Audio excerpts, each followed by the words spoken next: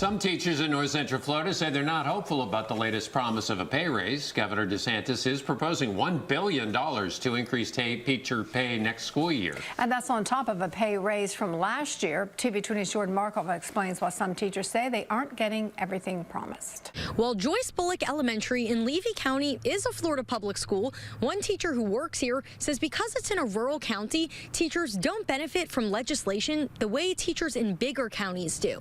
In his latest announcement, Governor Ron DeSantis boasted raising minimum teacher salaries to $47,500. Our beginning teacher pay, we just got it this year to $46,000. I was a little disheartened to hear him say that he had met that because in a lot of rural counties, we're not at $47,500 across the state. DeSantis proposed $1 billion to continue increasing teacher pay for next school year.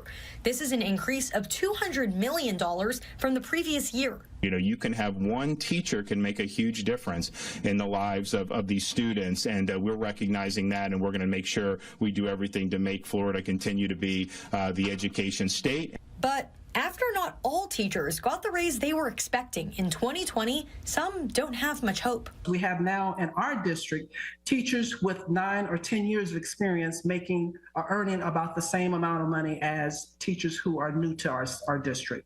And as a veteran teacher, that is what happened to Kimberly Hudson, the president of the Levy County Education Association. My daughter also teaches here at Joyce Bullock, and she's in her 5th year. I'm in my 21st.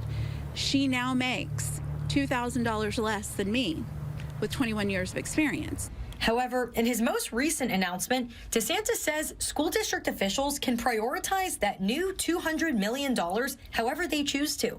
Jordan Markov, TV 20 News.